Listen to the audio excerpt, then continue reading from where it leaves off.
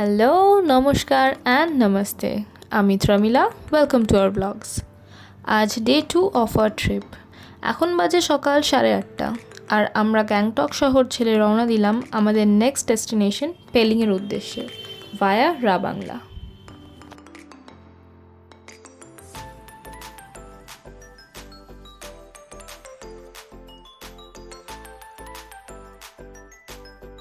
আজকের ওয়েদারটা বেশ দারুণ ছিল, খুব একটা বিশেষ ঠান্ডাও ছিল না, তাই আর ভারী জ্যাকেটটাও পরতে হয়নি সকালে।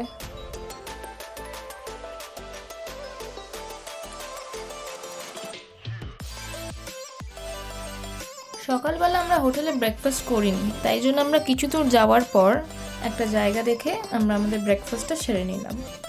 তো ব্রেকফাস্টে আমি নিয়েছিলাম ম্যাগি, আর দাদা, জেঠু আর শুভাংশু ব্রেড অমলেট নিয়েছিল, আর বম্মা নিয়েছিল পুরি সবজি। এই সিকিম জায়গাটার সব ভালো, কিন্তু এই যে যেখানে সেখানে রাস্তায় ধস পড়ে যায়।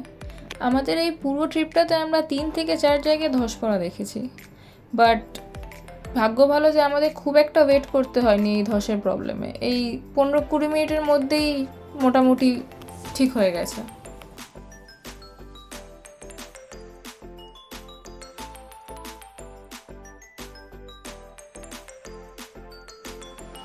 আমরা এখন গ্যাংটক থেকে প্রথমে রাবাংলা যাচ্ছি, তারপর ওখান থেকে পেলিং। গ্যাংটক থেকে রাবাংলার ডিস্টেন্স প্রায় 63 কিলোমিটার্স, মানে ধরুন 2 থেকে 2.5 ঘন্টা।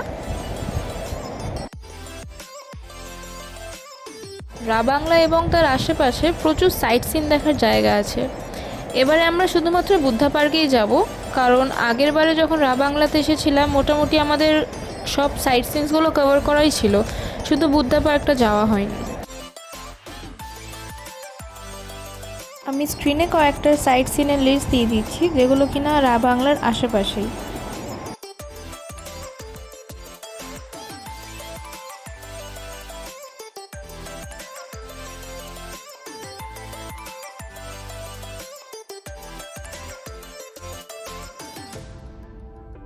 অবশেষে 2.5 ঘন্টার জার্নি কমপ্লিট করে আমরা পৌঁছে গেলাম আমাদের প্রথম ডেস্টিনেশন বুদ্ধা পার্কে। সো আমরা পার্কিং লটে গাড়িটা পার্কিং করে এবারে ভেতরে যাব।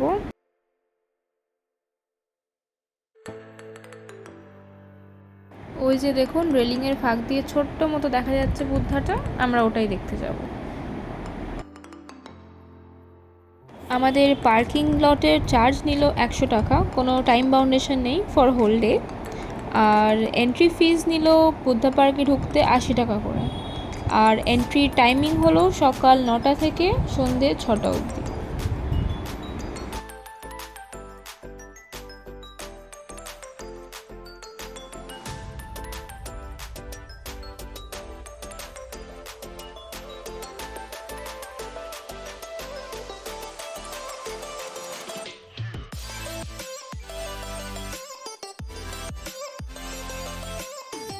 এই পার্কটা বিশাল এরিয়া জুড়ে করা হয়েছে, আশেপাশ দিয়ে অনেক দোকান, প্রচুর গিফট শপ তো আছে। আর ওই যে দেখুন স্লিপিং বুদ্ধা, ওই বুদ্ধাটাও আছে, আপনারা ঢুকতেই দেখতে পাবেন।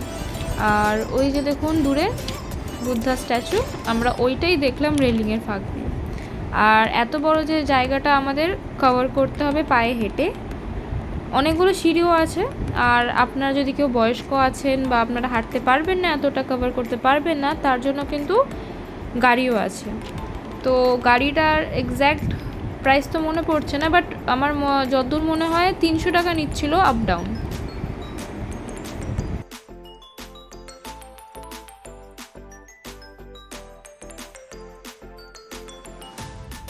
আমি শুভাংশুকে বললাম আমার কিছু ভালো ফটো তোলার জন্য, তারপর দেখলাম ও মা, ও তোমার ভিডিও করতেই ব্যস্ত। তো ঠিক আছে, কোনো ব্যাপার না, ভিডিওটাও ভালোই এসছে মোটামুটি। তো আমরা কিছুক্ষণ ফটোশ্যুট করার পর আস্তে আস্তে সিঁড়ি ভেঙে নিচের দিকে নামতে থাকলাম। কি অসাধারণ লাগছে না দেখতে এখান থেকে ভিউটা, পুরো গাছপালায় ভর্তি সবুজ পার্ক, তার মধ্যে এই লম্বা স্ট্যাচু, আর তারই পেছনে মেঘে ঢাকা পাহাড়।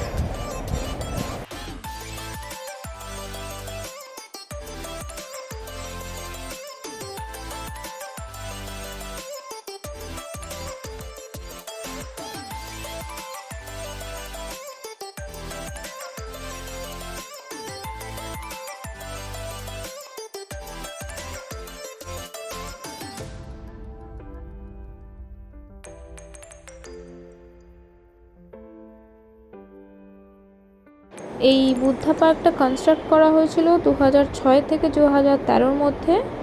আর এই যে লম্বা বুদ্ধা স্ট্যাচুটা দেখা যাচ্ছে সেটার হাইট হচ্ছে 130 ফুট।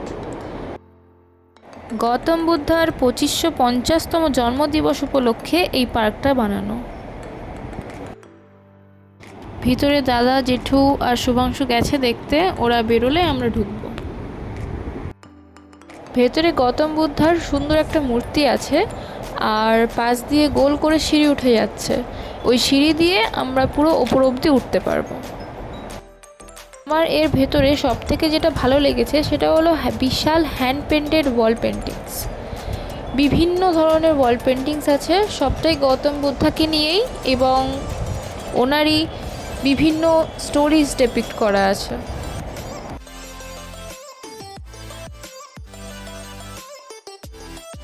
আর দেখুন কি অসাধারণ লাগছে না, চারিপাশ দিয়ে পুরো লাইন দিয়ে চেরি ব্লসমস ভর্তি।